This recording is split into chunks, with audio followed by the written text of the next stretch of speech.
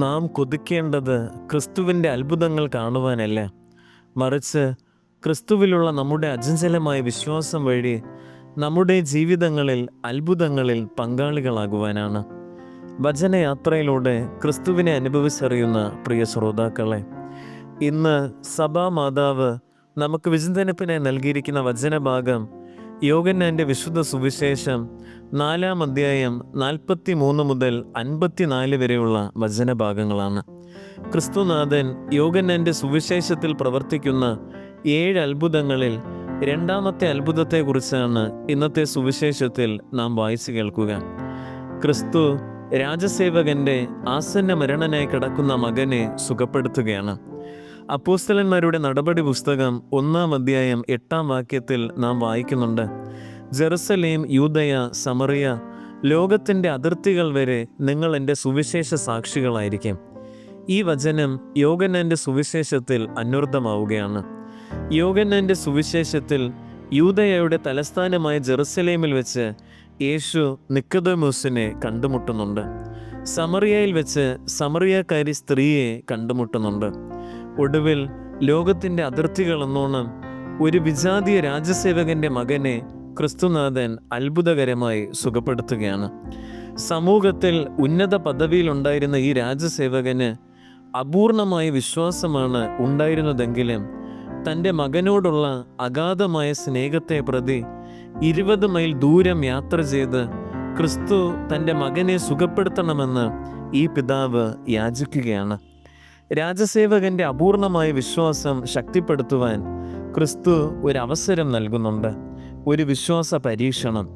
പുറമേ ഒന്നും സംഭവിക്കുന്നതിന് മുൻപ് ആ രാജസേവകൻ്റെ വീട്ടിൽ പോയി നേരിട്ട് രാജസേവകൻ്റെ മകനെ സുഖപ്പെടുത്താൻ മുതിരാതെ തൻ്റെ നാവിൽ നിന്നും പുറപ്പെടുന്ന അത്ഭുതകരമായ വാക്കുകൊണ്ട് മാത്രം അവനെ സുഖപ്പെടുത്തുകയാണ്.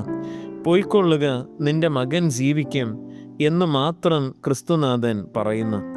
ഒരു ദിവസത്തെ യാത്ര പിന്നിടുമ്പോൾ ഇന്നലെ ക്രിസ്തു നിന്റെ മകൻ ജീവിക്കുമെന്ന് പറഞ്ഞ അതേ സമയം രാജസേവകന്റെ മകൻ സുഖപ്പെട്ടതായുള്ള വിവരം ഭൃത്യന്മാർ നൽകുകയാണ്.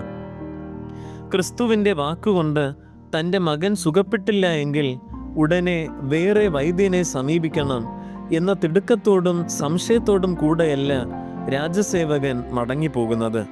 മറിച്ച് ക്രിസ്തുവിൻ്റെ അത്ഭുതകരമായ വാക്കിനാൽ തൻ്റെ മകൻ സുഖപ്പെട്ട് കഴിഞ്ഞു എന്ന വിശ്വാസത്തോടെ സന്തോഷത്തോടെയാണ് മടങ്ങിപ്പോകുന്നത്. രാജസേവകന് ക്രിസ്തുവിലുണ്ടായിരുന്ന അപൂർണമായ വിശ്വാസം, ചെറിയ വിശ്വാസം ഈ ഒരു അത്ഭുതം വഴി പൂർണ്ണമാവുകയാണ്. ജോഷുവയുടെ പുസ്തകം 24-ാം അധ്യായം 15-ാം വാക്യം നാം ഇപ്രകാരം വായിക്കുന്നുണ്ട്: ഞാനും എൻ്റെ കുടുംബവും കർത്താവിനെ സേവിക്കും എന്ന ജോഷുവയുടെ വാക്യം ഈ രാജസേവകനും കുടുംബവും തങ്ങളുടെ ജീവിതങ്ങളിൽ പ്രാവർത്തികമാക്കുകയാണ്. ഹേറോദ് രാജാവിൻ്റെ രാജസേവകനായ ഈ അധികാരി രാജകൊട്ടാരത്തിൽ വിശ്വാസം പ്രഖ്യാപിക്കുക അത്ര എളുപ്പമല്ല. പീഡനങ്ങളും സഹനങ്ങളും കളിയാക്കലുകളും ഒറ്റപ്പെടുത്തലുകളും അനുഭവിക്കേണ്ടി വരും. എങ്കിലും ഈ രാജസേവകൻ ധൈര്യപൂർവം ക്രിസ്തുവിലുള്ള വിശ്വാസം പ്രഖ്യാപിക്കുകയാണ്. പ്രിയപ്പെട്ടവരെ, അത്ഭുതങ്ങളിലും അടയാളങ്ങളിലും നാം കാണികളായി ചുരുങ്ങുമ്പോൾ അവ നമ്മുടെ ജീവിതങ്ങളിൽ ഒരു മാറ്റവും കൊണ്ടുവരുന്നില്ല. എന്നാൽ വിശ്വാസത്താൽ ഈ അത്ഭുതങ്ങളിലും അടയാളങ്ങളിലും നാം പങ്കാളികളാകുമ്പോൾ അവ വലിയ മാറ്റങ്ങൾ നമ്മുടെ ജീവിതങ്ങളിൽ കൊണ്ടുവരും. അത്ഭുതം മാത്രം അന്വേഷിക്കുന്ന വിശ്വാസത്തിൽ ക്രിസ്തുനാഥൻ സംപ്രീതനാകുന്നില്ല.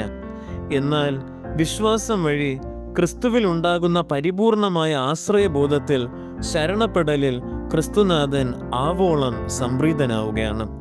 ഹെബ്രായർക്ക് എഴുതിയ ലേഖനം 11-ാം അധ്യായം 1-ാം വാക്യത്തിൽ നാം ഇപ്രകാരം വായിക്കുന്നുണ്ട്: വിശ്വാസം എന്നത് പ്രത്യാശിക്കുന്നവ ലഭിക്കുമെന്ന ഉറപ്പും കാണപ്പെടാത്തവ ഉണ്ട് എന്ന ബോധ്യവുമാണ്. അങ്ങനെയെങ്കിൽ അത്ഭുതങ്ങൾ അന്വേഷിക്കുന്ന വിശ്വാസത്തിൽ ചുരുങ്ങിപ്പോകാതെ ക്രിസ്തുവിൽ അചഞ്ചലമായി വിശ്വസിക്കുവാനുള്ള കൃപയ്ക്കായി നമുക്ക് ആത്മാർത്ഥമായി പ്രാർത്ഥിക്കാം. സർവശക്തനായ ദൈവം നമ്മെ ഓരോരുത്തരെയും സമൃദ്ധമായി അനുഗ്രഹിക്കുമാറാകട്ടെ.